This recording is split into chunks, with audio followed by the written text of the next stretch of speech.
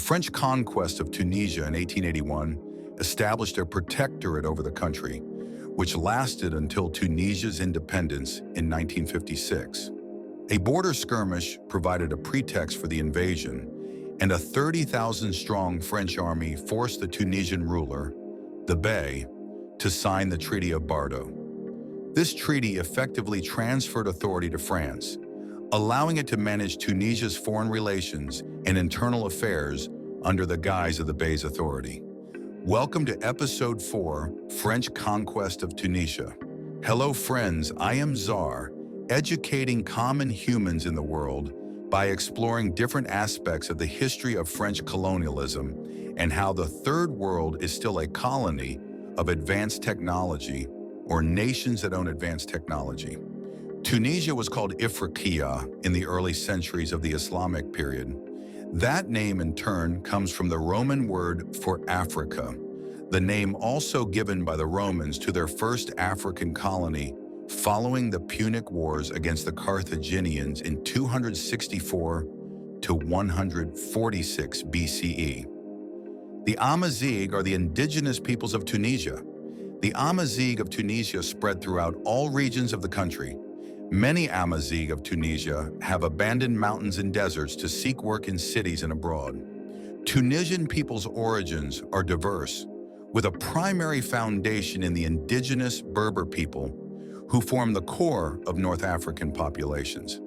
This ancient heritage was significantly enriched by waves of migration and conquest, including the Phoenicians, who founded Carthage, Romans, Vandals, and Byzantines. A substantial influx of Arab people arrived in the 7th century AD, leading to a significant cultural and demographic blend with the Berbers, resulting in the modern Arab-Berber ethnic group that is prevalent in Tunisia today. Tunisia was the first country in the Muslim world to officially abolish slavery at the end of the first half of the 19th century, between 1841 and 1846 under the Ottoman era. The Berbers reacted to the influence of settled Phoenician and later Roman civilizations by forming larger, more coordinated groups. The Arab conquest of the 7th century introduced the Arabic language and Islamic faith, leading to significant intermarriage and integration with the existing Berber population. Later invasions, such as the Ottoman Turks and the establishment of the French protectorate, also added to the complex cultural and genetic tapestry of Tunisia. Today, most Tunisians identify as Arab, reflecting the historical spread of Arab empires and culture. However, a significant Berber element remains, with Berber languages still spoken in some rural and isolated communities. Smaller populations also include individuals with Jewish, sub-Saharan African, especially in the south, and other European ancestry. After the final Ottoman reconquest of Tunis from Spain in 1574, the Ottoman Empire controlled Tunis for over 3 centuries. The period of Ottoman rule came to an end following the French conquest of Tunisia in 1881. France invaded Tunisia in 1881 and established the French protectorate of Tunisia, which lasted until Tunisia's independence in 1956. The French conquest of Tunisia occurred in 2 phases in 1881. The first, 28th April, 12th May, consisting of the invasion and securing of the country before the signing of a Treaty of Protection, and the second, 10 June, 28th October, consisting of the suppression of a rebellion. By mid-April, French troops had landed in Tunisia, and on 12th May 1881, forced Bey Mohammed III of Sadiq to sign the Treaty of Bardo, granting France a protectorate over Tunisia. Although soldiers took until May 1882 to occupy the whole country and stamp out resistance, Tunisia had become a new French holding. France deployed a 30,000-strong army supported by naval forces including 6 ironclads, using 19th century weaponry such as cannons and artillery for the invasion and suppression of rebellions. In the 1942 to 1943 Battle for Tunisia, French forces were a mix of pre-war Vichy units equipped with tanks like the Somoua S-35 and Renault R-35, and later Free French forces integrated with Allied arms, utilizing aircraft, naval vessels, and armored fighting vehicles. Raw materials imported from the colonies were processed at French manufactories and plants, helping expand French industry and boost France's prosperity. The colonies also served as a market for goods manufactured in France, which boosted trade and increased revenue. On the other hand, during the French conquest of Tunisia in 1881, the primary Tunisian military forces consisted of the Beylical Guard and a larger but less effective army of Nizami, infantry, and Berber Zouaves, likely armed with older, mixed weaponry like rifles, pistols, and swords. These were not a unified or well-trained force, and they were quickly overwhelmed by the superior technology and organization of the invading French army, which included modern ironclads and artillery. Under French rule, Tunisians experienced a protectorate system that preserved the Tunisian Bey and government, but concentrated ultimate authority with the French resident general. While this era brought modern infrastructure, the French favored their own colonists and businesses, leading to the loss of fertile lands and economic exploitation of Tunisians. Tunisians also faced cultural impacts through French education and language. In a burgeoning independence movement, the Neo-Destour Party arose, pushing for greater self-governance. Tunisia became a protectorate of France by treaty rather than by outright conquest, as was the case in Algeria. Officially, the Bey remained an absolute monarch. Tunisian ministers were still appointed, the government structure was preserved, and Tunisians continued to be subjects of the Bey. The French resident general held supreme authority, making laws and managing the country's finances and administration. The French and other European settlers acquired fertile lands and operated mines, leading to the displacement and economic exploitation of Tunisian farmers and the local population. Exploited economically, Tunisian workers were often forced into exhausting conditions with insufficient resources and capital, particularly in agriculture. French and Italian colonists received preferential treatment in business and land ownership, while Tunisians faced discrimination. The French established an education system that, while promoting modern skills, also aimed to spread French cultural influence. The young Tunisians emerged in Tunisia by the 1890s, after the French protectorate was established in 1881, advocating for modernization and increased Tunisian participation in their own government. This group used the French-language newspaper Les Tunisiens, founded in 1907, and an Arabic edition in 1909, to educate their compatriots and advocate for reforms. The desire for independence grew, leading to the formation of nationalist groups like the Destour Party in 1920, and later the more effective Neo-Destour Party in 1934, which became a significant force in the struggle for independence. French and Tunisian historical narratives often conflict, with official French accounts downplaying colonial brutality and Tunisian memory focusing on repression and exploitation. During French colonial rule in Tunisia, crimes against Tunisians included forced labor, economic exploitation, extrajudicial killings, torture, mass arrests, rape, and looting, particularly during periods of heightened nationalism like the 1952 to 1954 policy of terror and the 1958 bombing of Sakiet Sidi Youssef. These actions were part of a colonial strategy to maintain control and exploit the country's resources, leading to significant suffering and a lasting call for accountability from Tunisia. The Catholic Church in Tunisia operated as a tool of the colonial endeavor, constructing churches and establishing institutions to facilitate the presence and influence of the colonial power and its people. While not a direct governing body, the Church served as a triumphalist colonial institution and a de facto agent of the French Empire, assisting the colonial mission by providing religious services and infrastructure for the European population. This period saw the establishment of a large Catholic presence, though the church had to adapt to a new reality after Tunisia's independence in 1956, transforming from a colonial entity into a more transnational one. The church undertook a large-scale mission of church building to support the colonial presence. It also established institutions to aid and serve the European population, including French, Italian, and Maltese communities that were significant in Tunisia at the time.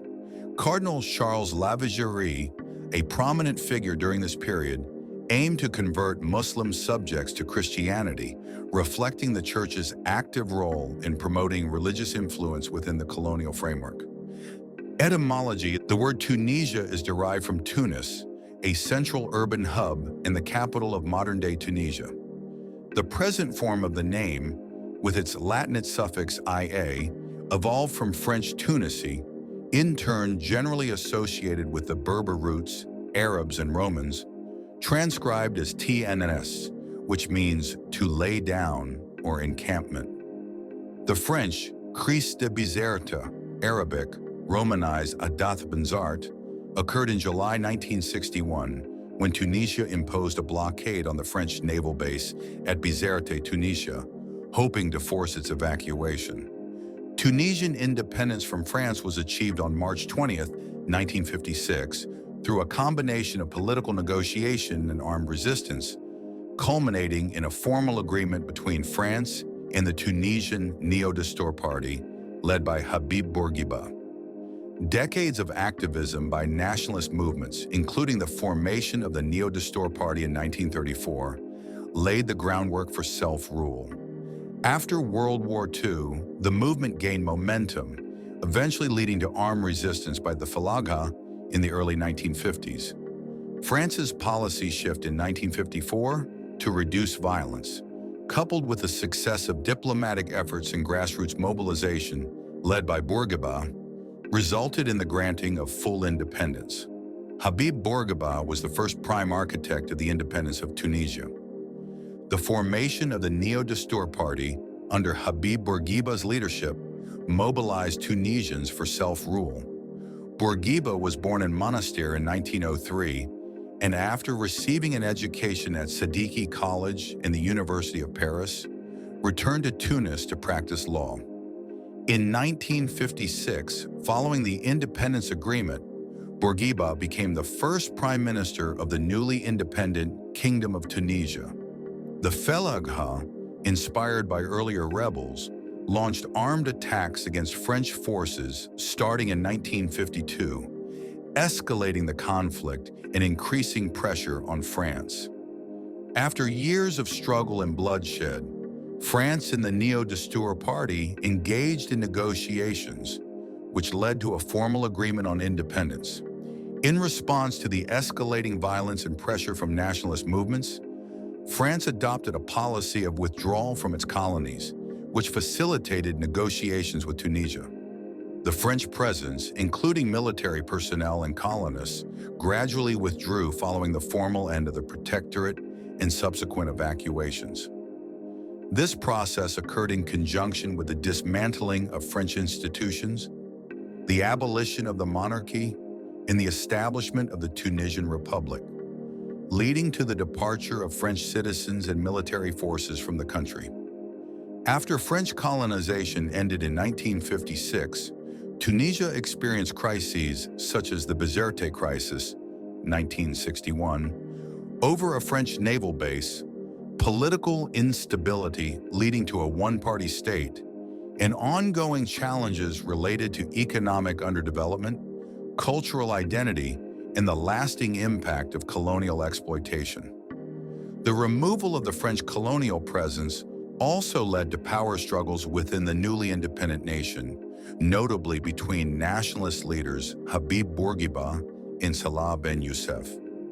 After Tunisia's independence in 1956, the Jewish population experienced a rapid and dramatic decline due to mass immigration, largely driven by the post-colonial rise of Arab nationalism, the Six-Day War of 1967, and the country's shift away from a secular to an Arab-Muslim identity.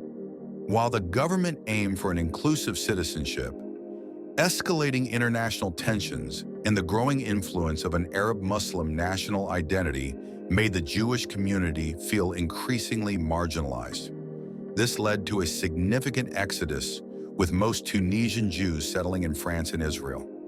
Tunisia remains important to France due to deep economic ties, with France as its top trading partner and investor, and a significant community of Tunisian expatriates in France. Historically, their relationship is defined by French colonialism, which left lasting cultural, linguistic, and educational influences. Additionally, Tunisia's role as a key geographic location, a transit point for migration, and a stable, if evolving, democracy in North Africa makes it a strategic partner for France. In its modern history, Tunisia is a sovereign republic, officially called the Republic of Tunisia. Tunisia has over 10 million citizens, almost all of Arab Berber descent. After gaining independence from France in 1956, France and Tunisia established diplomatic ties marked by both significant cooperation and ongoing tensions stemming from their colonial past and Tunisia's assertion of sovereignty. The relationship includes strong economic and trade connections, security and counterterrorism cooperation, and collaboration in international forums, while also being characterized by complex political dialogues and occasional public protests over issues such as France's support for Israel. There are approximately 1.3 to 1.4 million people of Tunisian origin in France, making it the largest Tunisian diaspora. This figure encompasses a large community with strong cultural and linguistic ties, contributing to France's status as the primary destination for Tunisian migration. The Tunisian Arabic dialect has a significant number of words and structures borrowed from the French language due to historical French influence and the widely spoken, though unofficial, presence of French in Tunisia. French loanwords are integrated into everyday Tunisian speech, and French is commonly used in business, education, and media. But the Tunisian people themselves are the source of these borrowings, not the recipient. Although the French invested in infrastructure, including roads, railways, and ports, which facilitated trade and transportation, colonial policies promoted the cultivation of cash crops like olives and grains, and some industrial development occurred, particularly in textiles and food processing. French investment helped develop Tunisia as a tourist destination, a sector that remains vital to the economy today. The French established schools that improved literacy rates in some areas. However, access was often limited to certain segments of the population, particularly to those who were French-speaking. Some improvements in public health and sanitation were made, but these were often concentrated in urban areas and primarily benefited the French settlers. But all those things were in their own interest rather than the locals. This was the 4th episode of the French conquest of Tunisia. Thank you for being with me, friends. If you like my content, kindly like, subscribe, and comment. It is really great to see you guys on my video. Until next time, bye-bye.